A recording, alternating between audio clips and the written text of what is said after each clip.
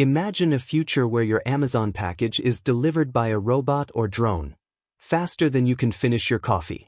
Amazon CEO Andy Jassy sits down with Jim Cramer to discuss the company's relentless drive for innovation, from same-day delivery to AI-powered assistance and ambitious satellite projects. Great talking to them. Let's start right there with this fast turnaround you did with these launches over the weekend and how it speaks to how quickly you're ramping the cadence of your launches.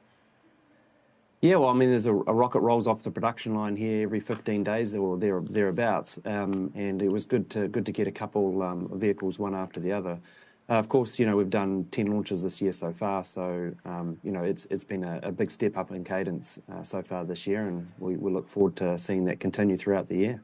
How does that speak to what you're seeing in terms of demand for launches? I mean, case in point, whether it's commercial players or governments, everyone I speak to says they need more competition in the market. Case in point, this very public spat between Elon Musk and President Trump really highlighting how dependent overall the market is on SpaceX. Yeah, I worry about a lot of things at night, but that's probably not one of them is demand. And, for Electron, our little rocket, we've seen, increased demand over the last couple of years. And we're not just launching, single spacecraft. These are generally entire constellations for customers. And then, of course, you hit on the point with Neutron is there's kind of a pseudo-monopoly in that medium-class lift right now. So Neutron is aimed to kind of break open that monopoly. So, yeah, a lot of demand.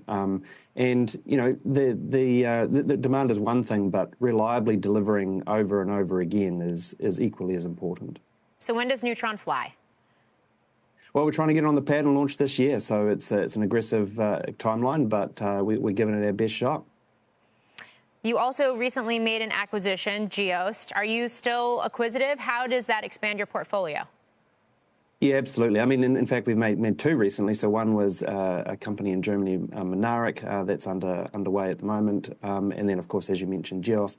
And Geost really is our first foray into payloads. So, we're very well known at building rockets and building spacecraft, but now we actually build the payloads to provide a real end-to-end service for our customers and a stronger foothold in national security.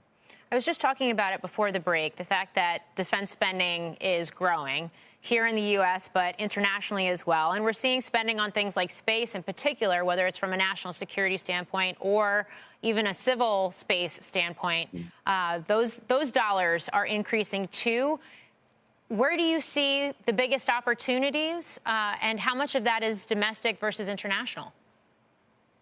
Yeah, so, I mean, generally our backlog looks something like 50% commercial, 50% government, and it kind of ebbs and flows between the two. But I would say that, in a more unstable world, there's definitely more, more necessity for some space assets. So we see national security as being a bigger part of our portfolio. But nevertheless, we like to hold that sort of healthy mix of both commercial and government.